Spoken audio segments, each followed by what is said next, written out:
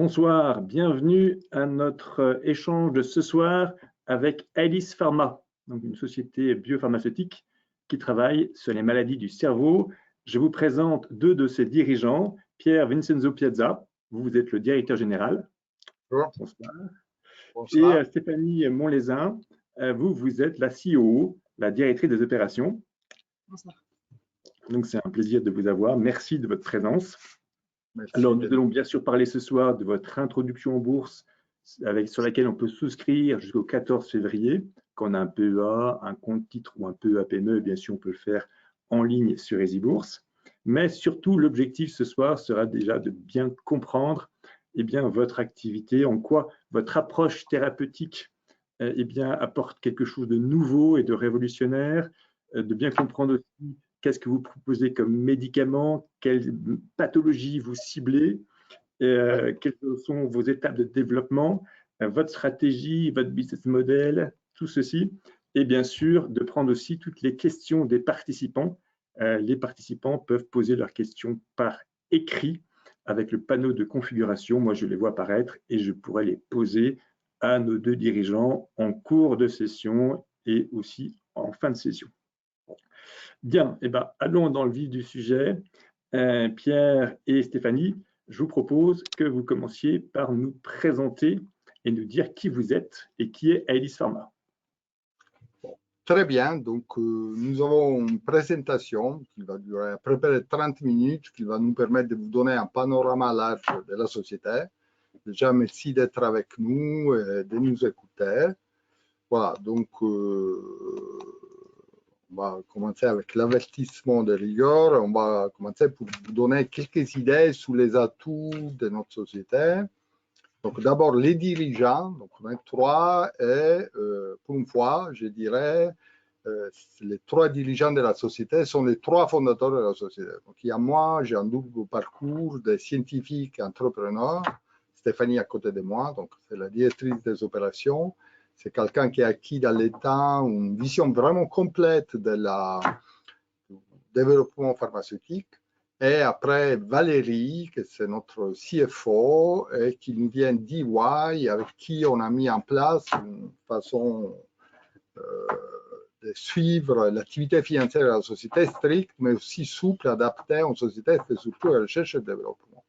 Alors, un premier élément assez différenciant, c'est l'écosystème de recherche et de développement qu'on a mis en place, parce que nous avons été capables de développer des collaborations structurelles avec les meilleurs centres de recherche français, mais aussi avec des centres de référence européens et internationaux, et aussi obtenir du support par les principales agences de financement internationales comme l'Institut national de la santé américain ou les programmes Horizon 2020 de la communauté européenne. C'est un environnement que nous pensons nous donne un certain avantage par rapport à des concurrents potentiels. Bien sûr, une chose fondamentale, c'est de vous raconter en quelques mots qu'est-ce qu'on a fait pendant les 8 ans d'activité de la société. D'abord, Aelis développe une nouvelle génération de médicaments pour le cerveau, une nouvelle classe d'inhibiteurs qui cible un récepteur du cerveau qui s'appelle le récepteur CB1, et c'est un récepteur très important, impliqué dans un nombre très important de maladies du cerveau. Ces molécules ont un mécanisme d'action unique qui n'a jamais été testé chez l'homme auparavant et qui nous ouvre la porte sous un certain nombre de marchés sans traitement aujourd'hui, tout simplement parce que les antagonistes CB1 de la génération précédente avaient des effets indésirables qui les rendaient impossibles à utiliser en clinique, effets indésirables que grâce au mécanisme d'action de nos molécules, nos médicaments n'ont pas. Alors, à cause de ces caractéristiques positives, on a déjà amené 2 candidats médicaments de cette classe en clinique. Les 117 qui ciblent les effets néfastes d'une utilisation excessive de cannabis et qu'il est prêt à rentrer en phase 2B. La phase 2B, c'est la phase juste avant la phase 3, c'est la phase juste avant la mise sur le marché, donc c'est un médicament assez avancé. Et les 217 qui est en train de terminer ce qu'on appelle les phases 1, qui sont les phases cliniques dans lesquelles on va tester la sécurité, la tolérabilité et la pharmacokinétique du médicament. Alors, c'est important de remarquer que le 117 et le 217 appartiennent bien à la même classe pharmacologique générale, mais sont deux molécules différenciées qui ne peuvent pas être substituées l'une avec l'autre. Donc, ils constituent deux assets complètement indépendants. Nous avons aussi mis au point et développé une plateforme de recherche qui a permis de développer de nouvelles molécules qui ont encore les caractéristiques différentes que les précédentes, permettent de faire plus de choses et qui vont nous ouvrir la porte vers d'autres maladies du cerveau qui impliquent les récepteurs CB1. Alors, on a fait donc pendant ces 8 ans beaucoup de recherches, beaucoup de développement, mais on a aussi montré, je pense, qu'entre guillemets, on est capable de vendre la recherche que nous faisons, comme il le montre les partenariats que nous avons passés avec Indivior, qui est le numéro 1 mondial de traitement pour l'addiction, pour les 117, la molécule pour le cannabis. Ils sont déjà payés 30 millions de dollars de paiement d'options en juin 2021. Mais nous avons aussi obtenu environ 25 millions d'euros de financement non dilutif, et notamment par l'Institut national de la santé américain ou Horizon 2020, surtout l'NIH. C'est très difficile pour une société française d'obtenir ce type de financement, donc c'est un gage de la qualité de ce que nous faisons. Alors, une des raisons pour laquelle on a fait tout ça, c'est que nos inhibiteurs permettent de proposer un vrai changement de paradigme en pharmacologie. C'est ce que les Anglais appellent un paradigm shift. Ça veut dire rien d'autre d'aller où on ne pouvait pas aller auparavant.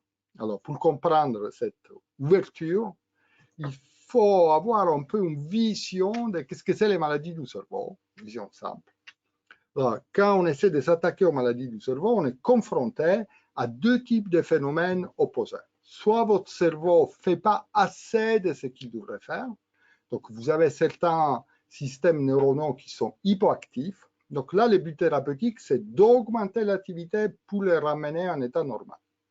Ou votre cerveau, certains de ces systèmes, ils en font un peu trop, voire beaucoup trop, ils sont hyperactifs, et donc on doit essayer de baisser leur activité pour les ramener en état normal.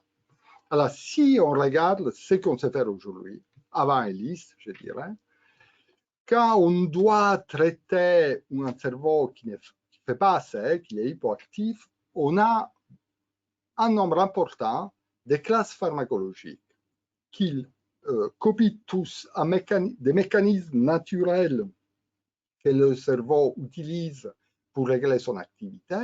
Et donc, ils sont assez bien tolérés et ils nous fournissent des options thérapeutiques viables pour un nombre important de maladies. Ça va du Parkinson à la dépression en passant par l'anxiété ou l'épilepsie.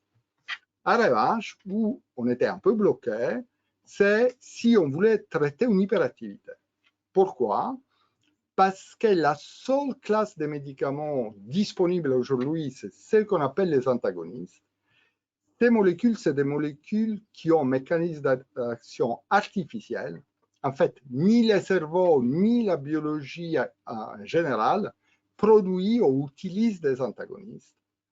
Et à cause de ça, à la place de ramener l'activité du cerveau à la normale, ces molécules provoquent une hypoactivité, donc ont des effets indésirables importants qui les rendent, sauf dans des cas exceptionnels, pratiquement inutilisables en pratique clinique. Donc là, aujourd'hui, dans les maladies du cerveau, il y a une vraie ouverture et où il y a un vrai besoin, c'est d'apprendre comment faire aller d'un état d'hyperactivité à la normalité, un cerveau normal. Et donc, c'est cette opportunité que nous proposons aux investisseurs qui vont nous suivre, qui vont nous faire confiance, de prendre avec nous, parce qu'à Elis, on a résolu au moins en partie ces problèmes. Alors, comment on a fait? On a fait d'abord, et ça c'est une découverte qui a fait mon groupe de recherche quand j'étais encore à l'INSERM, il y a un certain nombre d'années, on a découvert en fait les premiers mécanismes naturels que les cerveaux utilisent pour contrer un état d'hyperactivité plus spécifiquement du récepteur CB1, du système endocannabinoïde. Je vais vous en dire un peu plus sur le récepteur dans quelques minutes. Ce mécanisme est médié par une hormone naturelle qui s'appelle la prégnénolone, qui a un mécanisme vraiment très subtil et inattendu, tellement que l'article a été publié dans le journal Science, c'est quand même un des plus gros journaux scientifiques. Le problème de cette hormone, c'est qu'on ne peut pas en faire un médicament. Pourquoi? Trois raisons. Elle est mal absorbée par la voie orale, c'est compliqué à administrer. Elle a une durée de vie très courte, donc il faut prendre des pilules tous les heures. Et en plus, je dirais plus grave, elle est rapidement transformée dans d'autres stéroïdes, comme la progestérone ou la testostérone, qui, eux, ont des effets indésirables importants. Donc, c'est un principe actif très intéressant, un médicament catastrophique. Donc, ce qu'on a su faire à ELIS, c'est modifier la structure chimique de la prégnénolone en mettant au point des systèmes de screening et identifier des molécules, de nouvelles molécules, qui gardent les côtés positifs de la prégnénolone, mais ils perdent les défauts de l'hormone. Donc, elles sont bien absorbées, elles sont stables, elles ne sont pas transformées dans d'autres stéroïdes. Donc, ils sont des excellents molécules pharmaceutiques et pharmacologiques. C'est comme ça qu'est née cette nouvelle classe de CB1 et CCI. Je vais vous dire dans quelques minutes pourquoi on les appelle ainsi. Et ces molécules sont en fait les inhibiteurs que les domaines cherchaient, je dirais, parce qu'elles sont les premiers qui copient un mécanisme naturel du cerveau. Ils sont très bien tolérés et ils nous ouvrent plusieurs options thérapeutiques dans les domaines sans traitement aujourd'hui. Alors, comment ils font? J'ai un cartoon. Il ne faut pas avoir peur. Ici, il y a les récepteurs CB1 qu'on voit dans la membrane d'un neurone et on les voit hyperactivés par les molécules à l'extérieur du neurone qui les stimulent normalement. On les appelle les agonistes. Et cette surstimulation va provoquer une augmentation des signaux que les récepteurs envoient à l'intérieur de la cellule. Vous les voyez ici en rouge, la partie hyperactive, et c'est cette hyperactivité cellulaire qui est liée à l'état pathologique. Alors, quand vous utilisez les molécules de la génération précédente, les antagonistes, qu'est-ce que vous faites? En fait, vous faites quelque chose de très simple. Vous bloquez l'accès au récepteur des molécules qui les stimulent normalement. Ça fait une espèce de bouchon, si vous voulez. Donc, bien sûr, vous êtes capable de contrer un état d'hyperactivité, mais en fait, vous bloquez tout. Il y a un blocage total de l'activité, et c'est ce blocage total qui est responsable des effets indésirables. Les CB1 et CCI d'Elis Pharma, vous en voyez un ici en bleu, clair. Ce qu'ils font, ils s'élient à une partie complètement différente du récepteur et ils n'interfèrent pas avec l'activité des molécules de stimulation. La conséquence, c'est qu'en fait, vous voyez ici en vert, l'activité normale du récepteur peut continuer. Et la seule partie à être bloquée, c'est l'hyperactivité pathologique. Donc, en fait, ces molécules permettent d'avoir une action, je dirais, chirurgicale sous la pathologie en préservant les fonctionnements normaux. Et ça mène une différence notable avec toutes les autres molécules psychoactives, les anxiolytiques ou les antidépresseurs. Par exemple, les anxiolytiques enlèvent l'anxiété, mais ça vous endorme. D'ailleurs, c'est une résistance à les prendre, c'est cette sédation. Les antidépresseurs, oui, enlèvent la dépression, mais surstimulent la personne, changent l'activité sexuelle, par exemple, ont pas mal d'effets sur les comportements normaux. À cause de ces mécanismes, nos molécules sont les premières à ne pas modifier du tout le comportement normal, ni de l'animal, ni de l'homme. Tellement que quand on les donne à des volontaires sains, ils sont incapables de les différencier du placebo. Et c'est pour ça qu'ils sont extrêmement bien tolérés, parce qu'ils agissent sélectivement sur la pathologie. C'est un peu comme des anxiolytiques qui n'endorment pas, ou des antidépresseurs qui n'induisent pas d'hyperactivité. Donc, un mécanisme vraiment unique que nous avons pu utiliser justement parce que c'est le cerveau qui l'utilise, qui l'a mis au point au cours de l'évolution. Un autre élément intéressant de nos molécules, c'est la cible, c'est le récepteur CB1. Alors, pourquoi? Parce que ce récepteur, c'est en fait un des récepteurs ou neurotransmetteurs les plus exprimés dans le cerveau. C'est un des récepteurs dans lesquels il y en a le plus. Et au cours de l'évolution, ce récepteur a joué un rôle vraiment très important et donc il est impliqué dans un nombre très large de fonctions physiologiques. Et quand il est hyperactif, et malheureusement ça arrive assez souvent, ben, il va être impliqué dans un nombre important de pathologies. Maintenant que nous avons appris à l'apprivoiser, à savoir à l'inhiber sans avoir l'effet indésirable, cette cible, avec une seule classe de médicaments, nous ouvre en fait un nombre important d'options thérapeutiques.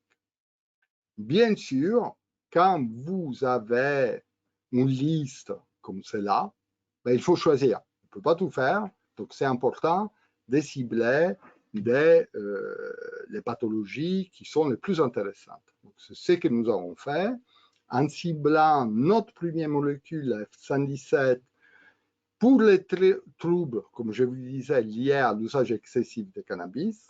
La deuxième pour les déficits cognitifs et en particulier les déficits cognitifs de la trisomie 21, que c'est notre première indication. Et notre nouvelle génération de molécules cible, elle, un autre groupe de maladies du cerveau dans lesquelles on retrouve aussi des maladies orphelines que nous pensons peuvent compléter de façon assez virtueuse notre pipeline. Alors, pourquoi avoir choisi le cannabis et le déficit cognitif? Il y a deux raisons. Le premier, c'est un rationnel scientifique très fort, mais le deuxième, c'est aussi un rationnel des besoins médicaux et des marchés. Alors, commençons par la trisomie 21.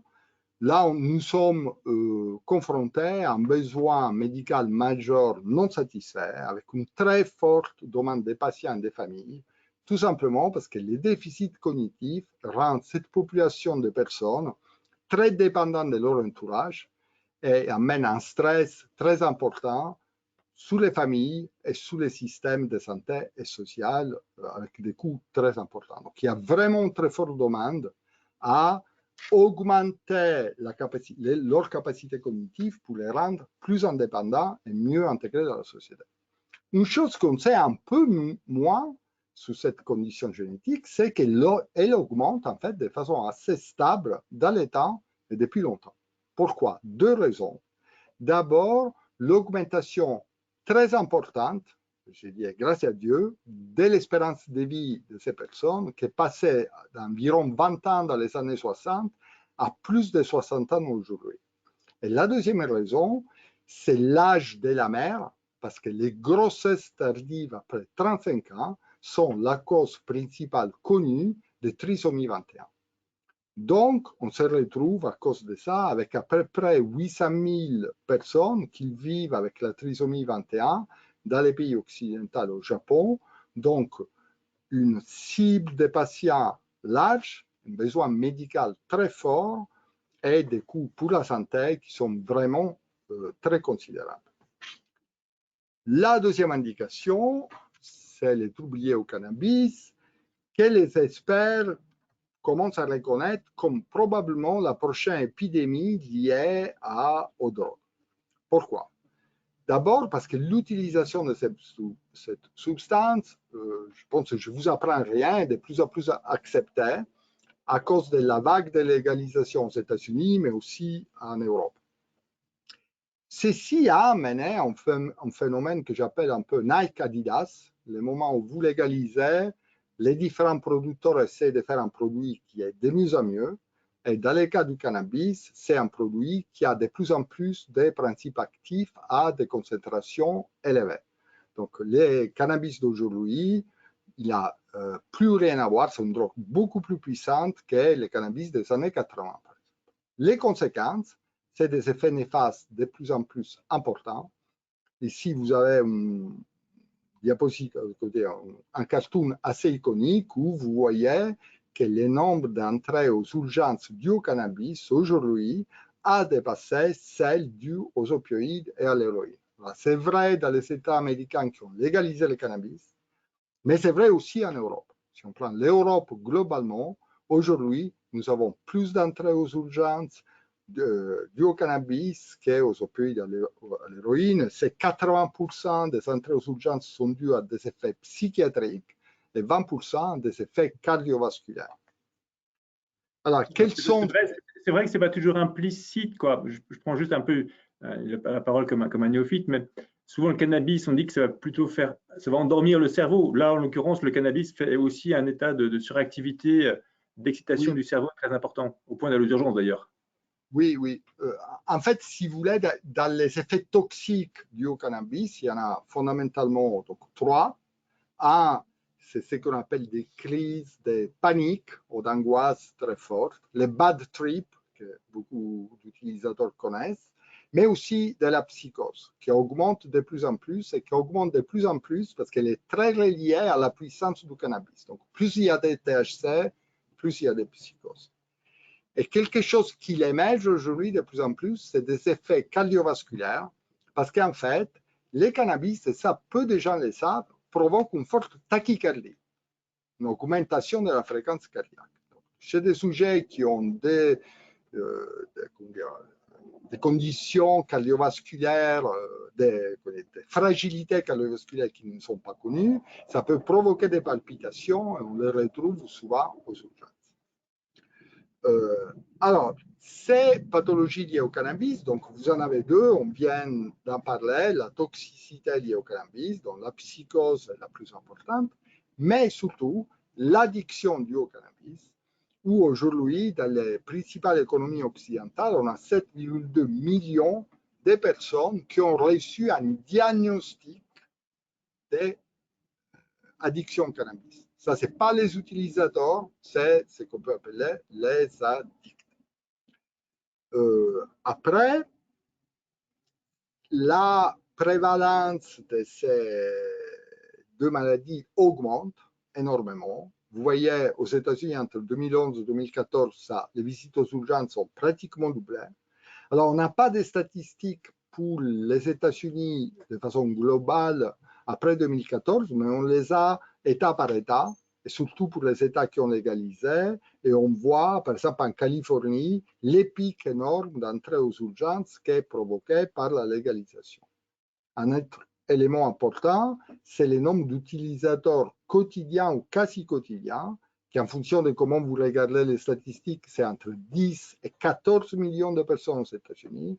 Et il faut savoir qu'entre 40 et 50% de ces personnes vont développer une addiction. Donc, beaucoup de monde qui utilise de façon excessive, ce qui a permis de connaître de mieux en mieux les effets néfastes, à savoir à la fois les conséquences sociales, mais aussi les conséquences sous l'activité du cerveau, avec, là encore, c'est un élément un peu emblématique, pour les gens qui ont commencé à fumer de façon régulière pendant l'adolescence, une fois à l'âge adulte, ils peuvent perdre jusqu'à 8 points de QI. C'est une perte vraiment très importante. Et aujourd'hui, très récemment, on a mis en évidence des lésions cérébrales associées à cette perte de capacité cognitive. Donc, un bassin des patients absolument, je dirais, énorme, vraiment très important, et un besoin médical très important parce qu'il n'y a absolument aucune thérapie aujourd'hui pour cette addiction. C'est, je pense, à cause de ça que nous avons pu faire ces deals, donc en juin 2021, avec Indivior, encore une fois, le numéro 1 mondial de traitement sous l'addiction. Donc, ils sont déjà versés 30 millions de dollars comme paiement de l'option. Ils peuvent exercer l'option, donc acquérir une licence après la prochaine étude, c'est la phase de B qu'on va faire. Dans ces cas-là, ils doivent payer 100 millions de dollars et ils prendront en charge tous les frais de recherche et de développement supplémentaires. Et il y a 340 millions de dollars supplémentaires de franchissement d'étapes et des redevances sous les ventes entre 12 et 20%. Et nous estimons à des redevances moyennes en fonction du chiffre d'affaires de la molécule entre 16 et 18%. Donc, c'est des redevances quand même considérables que nous avons obtenues. D'accord. Et ça, c'est eux qui seraient chargés donc des ventes à la fois sur les États-Unis et dans le monde entier? Oui, absolument. Oui. On les a choisis. Une des raisons pour lesquelles on les a choisis, c'est qu'à part qu'ils sont très experts dans le développement des traitements pour l'addiction, ont clairement les meilleurs réseaux de ventes dans ces domaines au monde. Et c'est un réseau de ventes mondial aux États-Unis, en Europe, aussi en Australie et dans les pays asiatiques. Donc, un bon deal, un bon partenaire qu'on a choisi, comme je vous disais, parce que je pense qu'entre nous et eux, on a vraiment créé la Dream Team, entre guillemets, pour développer le plus rapidement possible ces composés, mais aussi parce que nous pensons qu'étant donné que les mécanismes d'action de nos molécules il est vraiment unique et nouveau, c'était important d'avoir une validation de son intérêt par un partenaire industriel expert. Donc, c'est une des raisons pour lesquelles nous avons aussi voulu faire cette alliance. Voilà, en quelques diapositives, pourquoi nous faisons ce que nous faisons. Et je vais laisser la parole à Stéphanie pour qu'elle vous raconte un peu comment on est en train de le faire et où nous en sommes avec nos différents candidats médicaments. Stéphanie, s'il te plaît. Donc, on va continuer en commençant par l'AF0117, donc le composé dédié pour le traitement de l'addiction au cannabis. Donc, d'abord avec les principales caractéristiques du composé. Donc, l'AF0117, c'est un first in class. C'est un composé qui a fait l'objet d'un développement préclinique très complet et qui a démontré 3 caractéristiques principales, à savoir un profil de sécurité exceptionnel, avec un indice thérapeutique supérieur à 13 000. Pour référence, un indice de 10 est considéré déjà comme un très bon indice. Une deuxième caractéristique est qu'il est excessivement puissant pour réverser les effets, ça veut dire qu'il fonctionne à de très très faibles doses. Et enfin, il a un profil pharmacologique totalement distinct de tous les antagonistes CB1 de l'ancienne génération, sans induire les effets secondaires traditionnellement associés. Et c'est donc ce package préclinique qui lui a permis d'obtenir une autorisation d'administration à l'homme, donc un IND auprès de la FDA, mais également une subvention de l'Institut national de la santé américain, donc le NIH, financement qui nous a permis de faire partie de l'étude de phase 1 chez les volontaires sains et une étude 2A, preuve d'efficacité chez les toxicomanes au cannabis. Toutes ces études ont été très positives et nous ont permis de réaliser une consultation avec la FDA, ce qu'on appelle un Type B meeting, dans lequel nous avons validé tout le plan de développement jusqu'à la mise sur le marché et également validé le protocole de la phase 2B de grande envergure qui démarra au 2e trimestre 2022. Une autre caractéristique très importante du 117 est qu'il a déjà fait l'objet d'un développement pharmaceutique très avancé.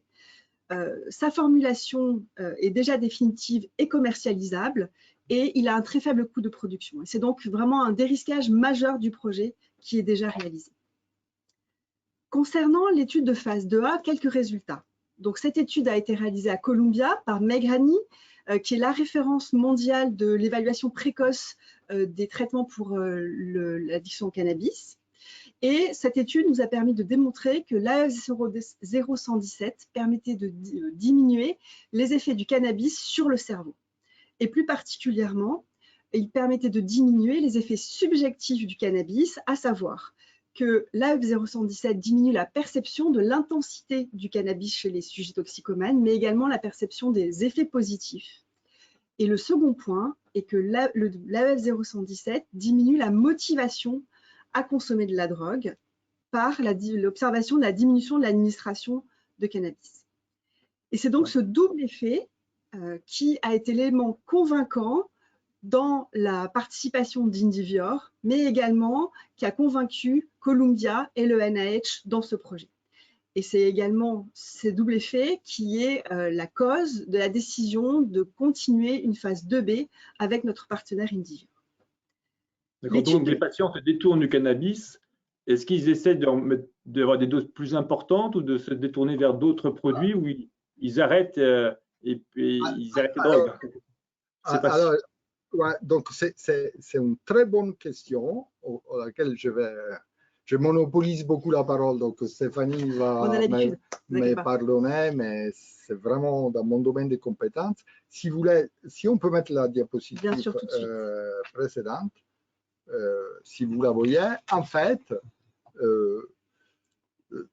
les molécules qui diminuent les effets positifs et la sensation d'intensité amènent les sujets normalement à consommer plus pour compenser cette diminution d'effet. Notre molécule, c'est la première qui a, je dirais, ce double effet qui se coule. D'une part, rendre le cannabis moins intéressant et en même temps, diminuer la motivation à en consommer. C'est à cause du mécanisme d'action unique qu'on arrive à faire ça. Parce que si, par exemple, vous donnez les antagonistes de la génération précédente, dans la plupart des cas, vous induisez un syndrome de sevrage, donc vous ne pouvez pas l'utiliser. Et si vous n'induisez pas un syndrome de sevrage, ben, vous avez l'effet de lequel vous décriviez. Ça, le sujet va essayer de compenser et prendre plus pour diminuer l'effet. Alors, les raisons scientifiques, pourquoi on arrive à faire les deux, sont un peu complexes, mais on y arrive. Voilà. Et donc, c'est ça vraiment qui a rendu tous nos partenaires très intéressants intéressés et confiants sous la capacité de ces composés à être un traitement de l'addiction. Voilà. Excusez-moi, Stéphane. Donc, l'étude de phase 2B va être pilotée par notre professeur de Columbia qui s'appelle Frances Levin. Donc, vous l'aurez compris, Columbia, c'est vraiment notre hub de développement de l'AF 0117 aux États-Unis. Et pourquoi? Parce que tout simplement, c'est les meilleurs au monde, voilà, qui sont vraiment les spécialistes pour adresser cette pathologie. L'étude de phase 2B, elle va inclure 330 patients traités pendant 3 mois, répartis sur 9 centres cliniques, et on va tester 3 doses de composés. Le projet, de nouveau, fait l'objet d'une subvention du NIH, donc subvention de 4,5 millions de dollars. Donc, outre l'aspect financier très, très intéressant, cela montre surtout que développer un traitement pour l'addiction au cannabis, c'est vraiment une priorité stratégique majeure pour le gouvernement américain fédéral et également qu'ils n'ont pas de solution à ce stade sur leur territoire, parce que sinon, obtenir de tels financements pour une biotech française, ce serait quasiment impossible. À Elis, on a également un deuxième composé, donc c'est l'EF 0217, qui lui est dédié au traitement des déficits cognitifs liés à la dérégulation du système endocannabinoïde.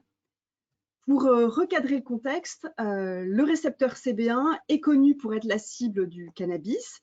Par contre, c'était nettement moins clair qu'il était également impliqué dans plusieurs fonctions cognitives normales et que donc sa dérégulation, et plus particulièrement son hyperactivité, était à l'origine de plusieurs pathologies de ces fonctions cognitives, telles que celles que l'on observe dans la trisomie 21. Comme disait Pierre tout à l'heure, il y a un très fort rationnel scientifique qui supporte le développement de la F0217 comme traitement du déficit cognitif dans la trisomie 21. À l'origine de ce projet, il y avait vraiment un problème qui était qu'il n'existait pas de test qui nous permettait de faire une preuve de concept préclinique solide et valide de l'efficacité de notre composé. Et donc, ce que nous avons fait, c'est que tout simplement, ou pas, on a développé un test ad hoc qui s'appelle le Bordeaux Maze, parce qu'on est à Bordeaux, et ce test permettait de résoudre ce problème. Chez les Down, chez les trisomiques, le déficit cognitif majeur est un déficit de mémoire de travail qui est absolument nécessaire pour l'apprentissage. Jusqu'alors, la mémoire de travail était étudiée chez l'homme en utilisant des tâches verbales. Or, les tâches verbales ne sont pas possibles, ne peuvent pas être utilisées chez les animaux. Donc, ce que nous avons fait, c'est que nous avons développé un test de mémoire de travail non verbale en utilisant un labyrinthe virtuel chez l'homme et un labyrinthe réel chez la souris. Et c'est ce test qui nous a permis de détecter le même déficit de mémoire de travail chez les sujets trisomiques et les souris trisomiques. Et le Bordeaux Maze représente le seul test translationnel validé du déficit de mémoire de travail dans la trisomie 21. Et il nous a également permis de démontrer l'efficacité de notre molécule. Donc, ici, vous voyez au centre des performances de souris trisomiques dans le test qui démontrent en rouge leur mauvaise performance. Lorsque ces souris sont traitées avec l'AF0217, vous voyez que le rouge disparaît et le pattern de performance s'améliore grandement et devient similaire à celui des souris témoins. On en conclut donc que des souris trisomiques qui ne pouvaient pas faire le test peuvent le faire lorsqu'elles sont traitées avec l'AF0217. Notre conviction dans l'efficacité, dans la potentielle efficacité de l'AF077 a également été confortée par l'observation qu'il était également capable de supprimer d'autres déficits cognitifs dans d'autres troubles toujours liés à la dérégulation du récepteur CB1. Et ces autres déficits sont ceux que l'on peut observer dans le syndrome du Fragile X, qui est la forme génétique la plus courante d'autisme, et également dans certaines formes de vieillissement, telles que les mild cognitive impairment, qu'on appelle aussi aujourd'hui l'Alzheimer de grade 3. Et ce que l'on a pu observer, c'est que les souris déficitaires, en rouge, avaient des patterns de performance qui étaient améliorés lorsqu'elles étaient traitées avec l'AF217, ici en bleu. C'est donc ce faisceau convergent d'efficacité, de preuves d'efficacité dans tous ces modèles, qui nous ont convaincus que l'AF0217 était véritablement un blockbuster en puissance pour traiter ces pathologies. Où en sommes-nous aujourd'hui avec le composé? Donc, de la même façon que pour l'AF0117, il a fait l'objet d'un développement préclinique très complet qui lui a permis d'obtenir l'autorisation d'administration à l'homme et de démarrer les phases 1 chez les volontaires sains en octobre 2021. Nous avons déjà complété plusieurs cohortes de patients, d'administration de volontaires sains, et les premiers résultats obtenus aujourd'hui démontrent que le composé est parfaitement toléré et qu'il a un profil pharmacocinétique également très bon. À noter que les doses que nous avons déjà testées aujourd'hui sont largement supérieures aux doses thérapeutiques estimées pour les études d'efficacité. Justement, concernant les études d'efficacité chez les sujets trisomiques, la première étude d'efficacité démarrera en fin d'année 2022 avec les premiers résultats dès 2023. Et par la suite, nous réaliserons une étude de phase 2B de plus grande envergure qui, elle, commencera deuxième semestre 2023. Ce sera en France ou ce sera à quel endroit? Alors, l'étude, le hub de développement du 217, c'est à Barcelone. C'est un centre de recherche clinique qui est, nous pensons, le meilleur pour cibler le traitement de cette pathologie-là. La première étude de phase 2A, on va dire, chez les trisomiques aura lieu à Barcelone. Par contre, la phase 2B aura lieu, elle sera multi-pays, en Espagne, en France et en Italie à ce stade. Je reviendrai juste après. Concernant le développement clinique aussi, pharmaceutique de ce composé, il est également très avancé. Ça veut dire que nous avons déjà identifié et nous utilisons déjà la formulation définitive commercialisable. Dans ce cas-là, il s'agit d'une formulation buvable, simplement, qui est parfaitement adaptée à la population ciblée qui a des difficultés de déglutition.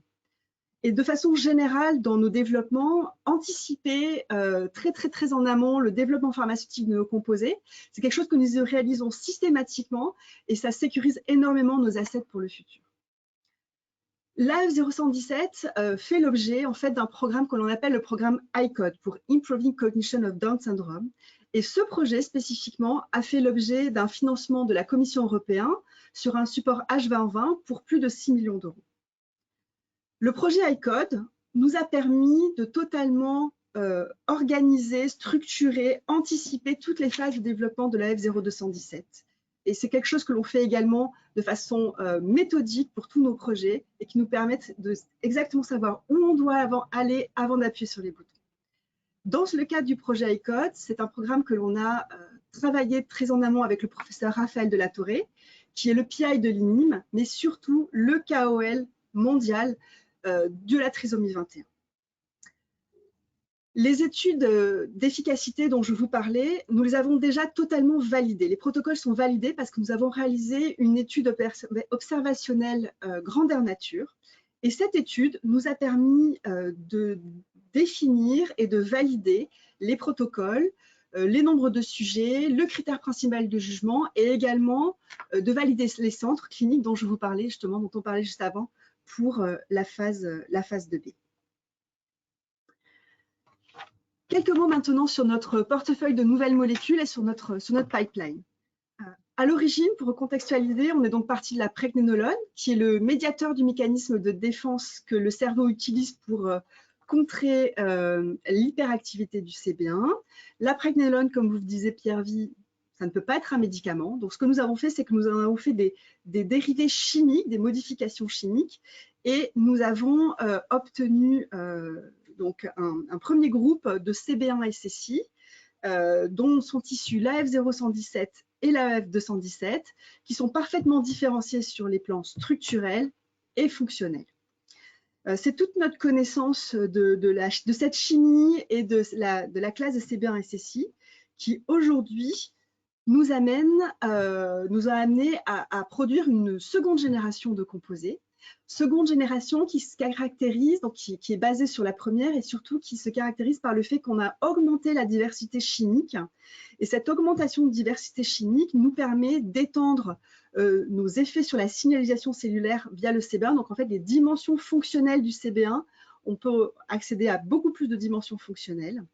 Et avec ces nouvelles molécules, nous pensons cibler de nouvelles pathologies telles que des maladies orphelines qui seraient un complément idéal de notre pipeline et également très fortement créateur de valeur pour notre entreprise. Donc, si je ne vous ai pas… Si je peux me permettre, il y a une question par rapport à la slide précédente. Est-ce que le CB1 SSI agit sur la prise de nourriture et donc sur le poids ou l'obésité? Est-ce que c'est une question que vous avez investiguée?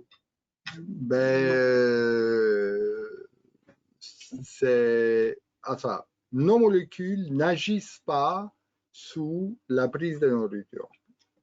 En fait, la prise, c'est pour ça que si vous voulez, les CB1, les antagonistes CB1 de la génération précédente avaient des effets indésirables parce que, en fait, si vous baissez la prise de nourriture, vous êtes en train de modifier les systèmes de récompense de base du cerveau. Et donc, vous induisez obligatoirement un état dysphorique. Et donc, en fait, la prise de nourriture, ça fait partie de la régulation des bases physiologiques normales du récepteur. Et donc, nos molécules ne la modifient pas. Et c'est pour cette raison qu'ils n'ont pas d'effet indésirable et qu'ils peuvent cibler un état pathologique. La prise de nourriture, prendre, manger, c'est par définition, ce n'est pas un état pathologique, c'est un comportement normal. Et donc, par définition, nos molécules ne les modifient pas. D'accord, merci. Donc, Pierre-Vie. Alors, donc, jusqu'à là, en principe, on aurait dû vous convaincre que notre société, c'est une société intéressante. Donc, si on n'est pas arrivé à le faire, chose probable, on a 3 diapositives pour essayer de vous montrer l'intérêt de notre société. Donc, d'abord, c'est une vision générale de notre route stratégique. Donc, nous pensons d'ici 2024 d'avoir 2 molécules prêtes à rentrer en phase 3.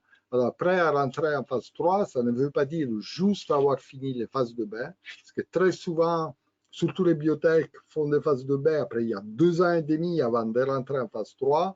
Nous, comme vous disait Stéphanie, on est une société d'anticipateurs, entre guillemets, et donc nous sommes en train de faire déjà tous les développements complémentaires qu'il faut pour être prêt à rentrer en phase 3 et donc gagner du temps considérable.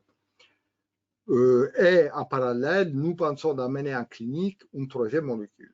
Alors, une autre caractéristique, c'est que notre société, à différence de beaucoup de biotech, elle n'a pas vraiment besoin d'argent dans l'immédiat parce que grâce au financement non dilutif et à l'accord avec Indivior, nous avons de l'argent jusqu'à fin 2024 qui nous permet de faire aussi les éléments fondamentaux de notre plan de développement. Donc, pourquoi nous allons en bourse? Pourquoi nous levons de l'argent aujourd'hui? C'est en fait pour aller, j'aime bien dire, plus haut, plus vite, plus fort. C'est que nous croyons beaucoup dans les potentialités de cette classe de médicaments. Et nous savons qu'en levant de l'argent aujourd'hui, on peut créer et maximiser la valeur de cette classe thérapeutique. Et donc, asseoir notre position de leader mondial dans le traitement des maladies du cerveau liées au récepteur CB1. Une deuxième raison qui peut inspirer confiance, c'est notre équipe. Une équipe fantastique. Bon, je n'allais pas vous dire qu'on avait une mauvaise équipe, hein, mais si vous voulez, on a quand même une équipe très structurée, à la fois dans un département non clinique et un département clinique, avec des gens très expérimentés. Un conseil consultatif scientifique qui est fait par les leaders mondiaux scientifiques dans les domaines dans lesquels nous travaillons, et aussi un conseil d'administration fait par des administrateurs indépendants en majorité.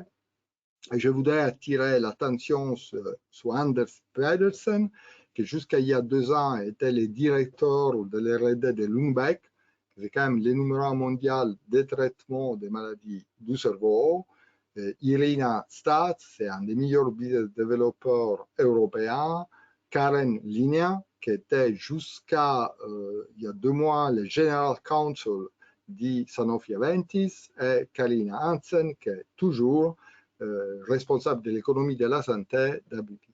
Déjà expert, un groupe d'experts qui est la clé du succès de la capacité de notre société de délivrer. Et donc, délivrer quoi?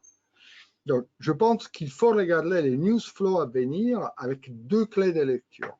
Une clé de lecture, c'est des news qui vont confirmer la capacité depuis 8 ans de notre société de délivrer à temps et à l'heure.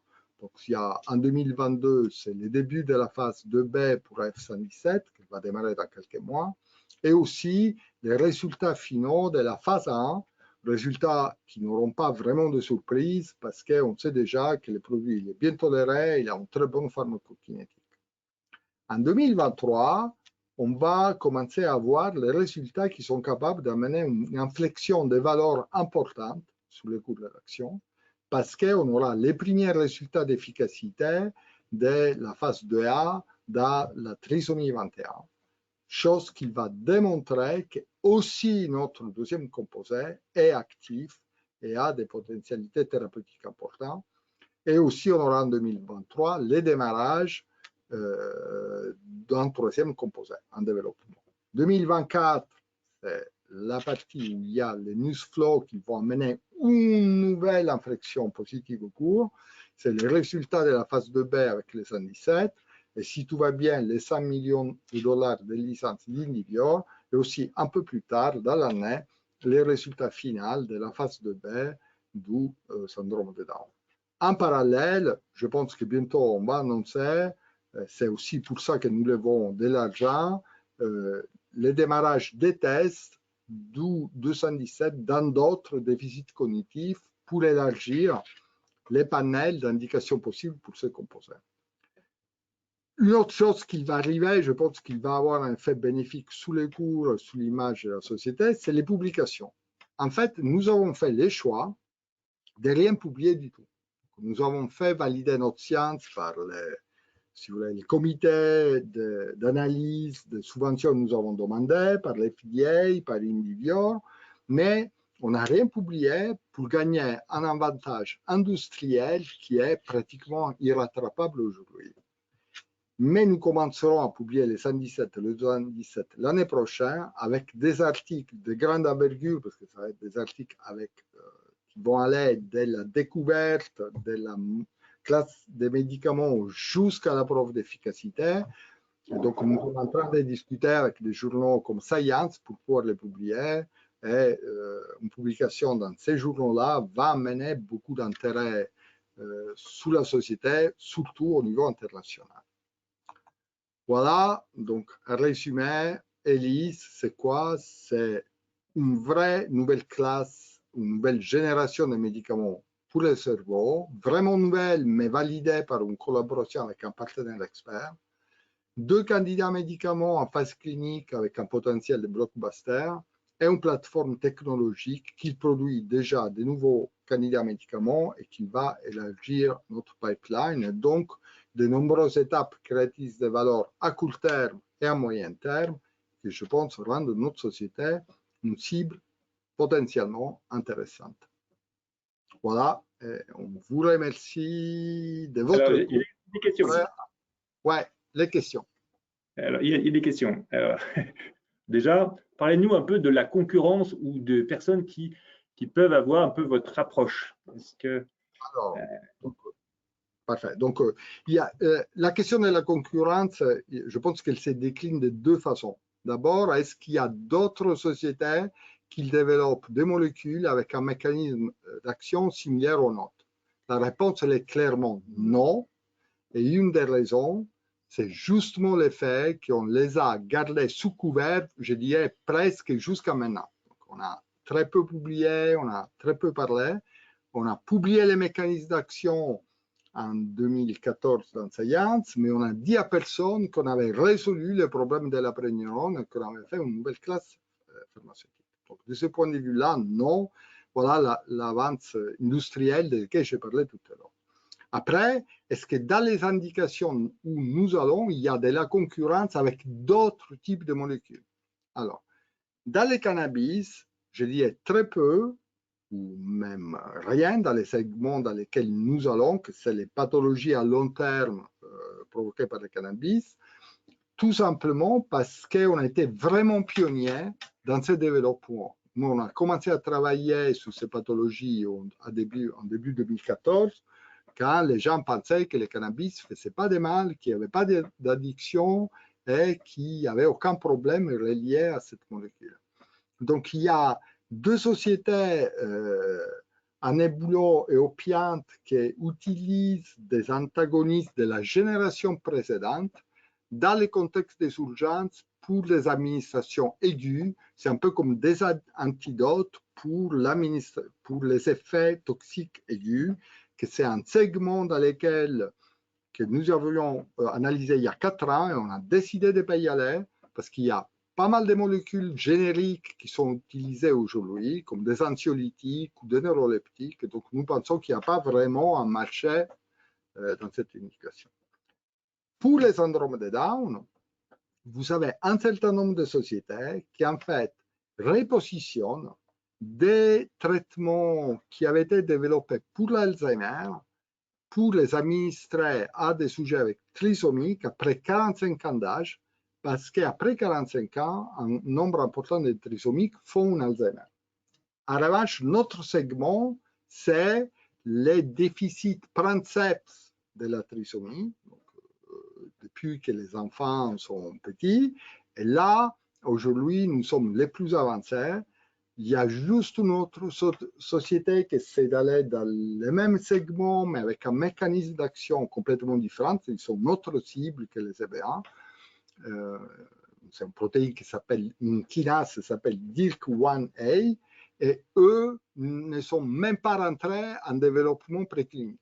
Donc, on a une avance sur eux qui est considérable. Donc, non, pas beaucoup de... Mais encore une fois, la raison fondamentale, toutes les maladies qui concernent une hyperactivité du cerveau, on ne pouvait pas y aller avant parce que c'est juste grâce à ces nouveaux mécanismes d'action qu'on peut y avoir accès. C'est pour ça aussi qu'il n'y a pas beaucoup de concurrents. D'accord.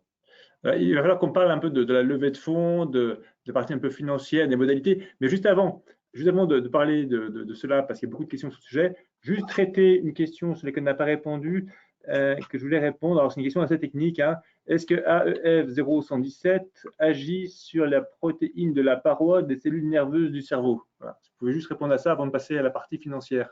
La protéine de la paroi des cellules nerveuses. Bon, je ne sais pas. Je voulais qu'on traite cette question qui est très technique. Alors, elle agit sous un récepteur, un neurotransmetteur du cerveau qui s'appelle le récepteur CB1 et aujourd'hui, nous avons cherché en long et en large, n'a pas l'air d'agir nulle part par ailleurs. Voilà. Donc, Je ne sais pas exactement qu'est-ce que c'est la protéine de la paroi de laquelle on parle. En revanche, si la question c'est est-ce que ça passe la barrière hémato-encéphalique, qu'on peut considérer, hein, oui, ça va dans le cerveau. Ça la passe très bien parce que c'est une molécule pas très hydrophile, pas très soluble dans l'eau. Et donc, toutes les molécules qui ne sont pas très solubles vont au cerveau très bien. Donc, on retrouve nos médicaments entre 5 et 8 fois plus dans le cerveau que dans le sang. D'accord. Alors rappelez-nous, alors déjà, combien vous voulez lever avec cette introduction en bourse? Je crois, est-ce que vous avez une slide spécifique sur les modalités? Voilà, parfait. Bon. Nous, on cible 25 millions qui peuvent être augmentés avec les clauses de surallocation et les green shoes à 33 millions. Nous avons une fourchette de prix qui va entre 14 et 16,8 et qui correspond à une évaluation pré-monnaie de la société entre 150 et 180 millions d'euros. C'est une introduction dans les compartiments B d'Euronext, les compartiments réglementaires. Nous avons déjà 16,5 millions de souscriptions qui ont été annoncées quand on a annoncé l'IPO. 5,5 viennent de nos investisseurs historiques, où il y a des fonds régionaux, la région Aquitaine, mais aussi la BPI. Après, il y a 11 millions qui viennent de nouveaux investisseurs. 9,8, c'est un investissement d'Indivior. Ça, c'est de l'argent qu'Indivior a investi en plus du deal qu'on a fait. Tout simplement parce qu'il croit beaucoup aussi dans les autres assets qu'on développe et dans la technologie. Et 1,2 million qui vient du fonds d'NCA.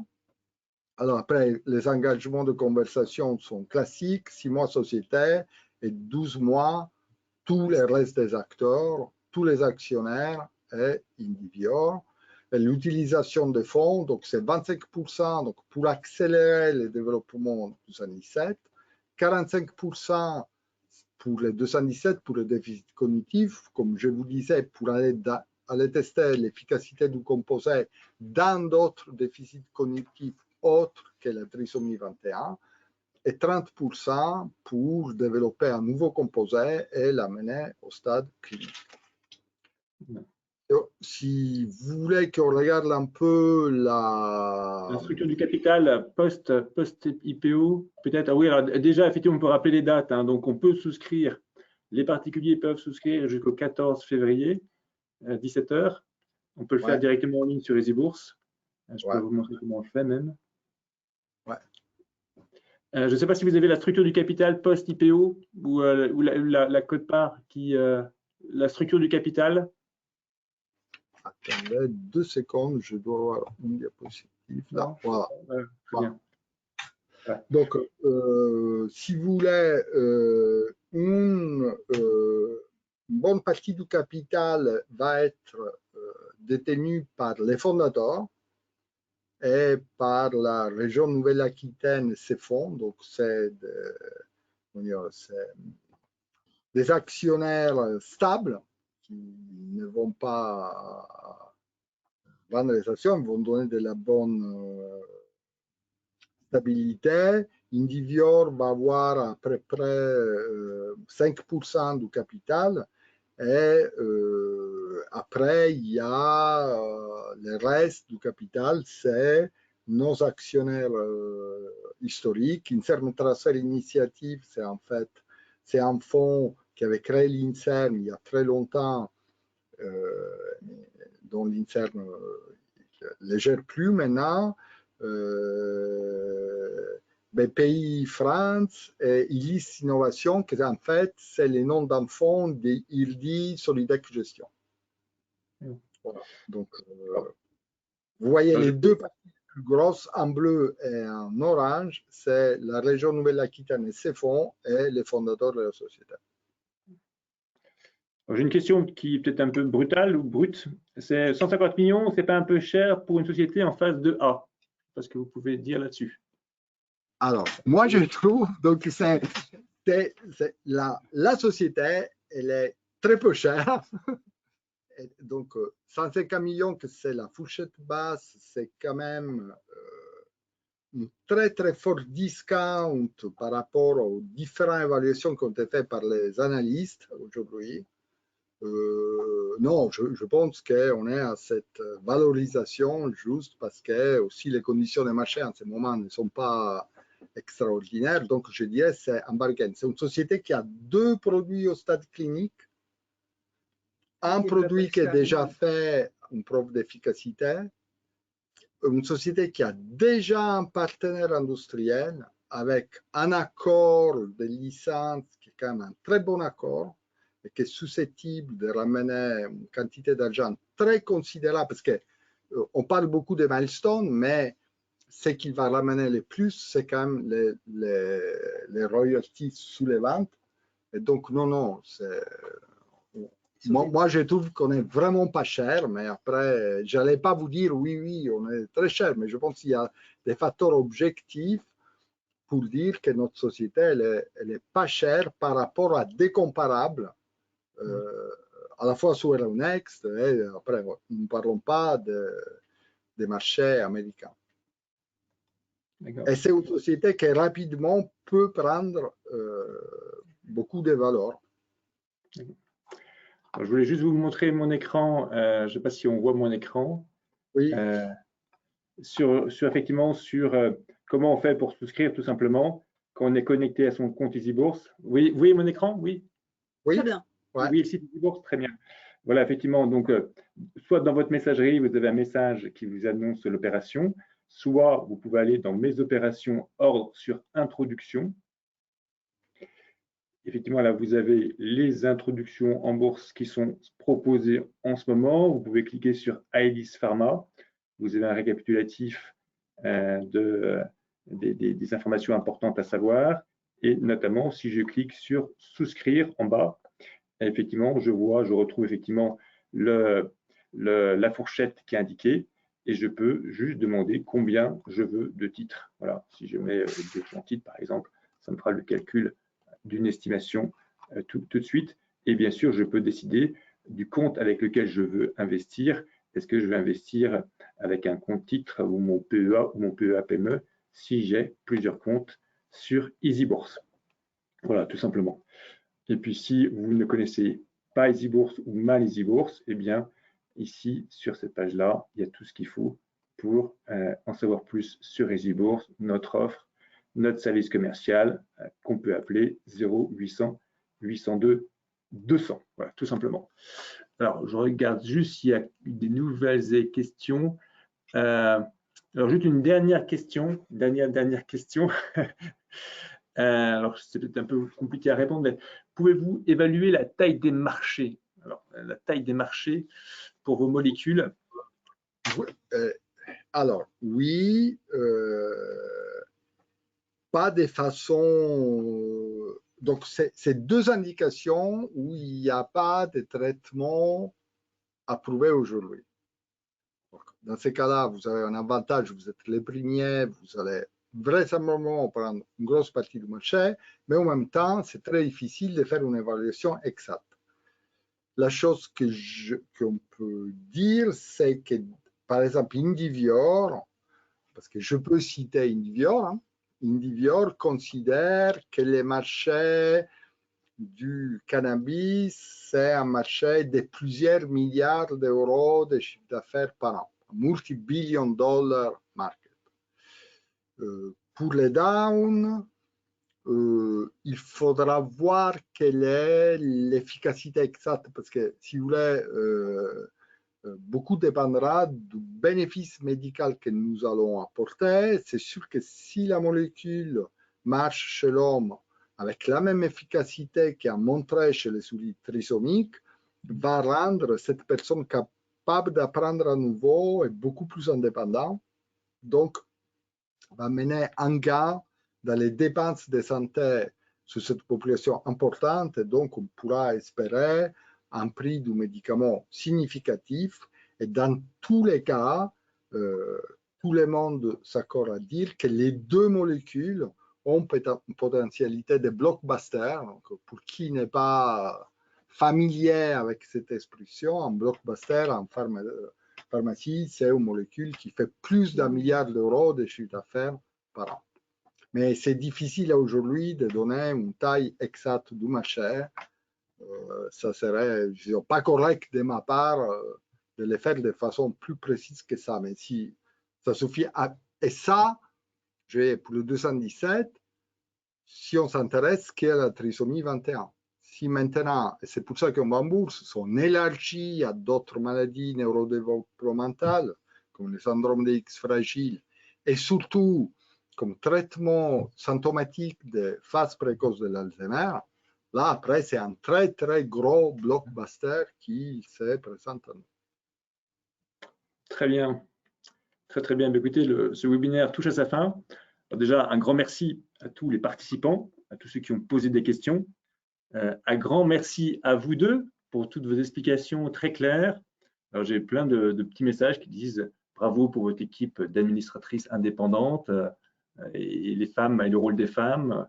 Merci pour vos slides très clairs, très didactiques. Pas mal de messages plutôt positifs. Donc, encore merci pour cela. Merci voilà. d'avoir tous les participants de nous avoir écoutés. C'était un vrai plaisir. Et merci pour les questions. À vous de nous avoir donné cette opportunité. Très bonne soirée à tous. Merci. Merci. Merci. Là. Bouge.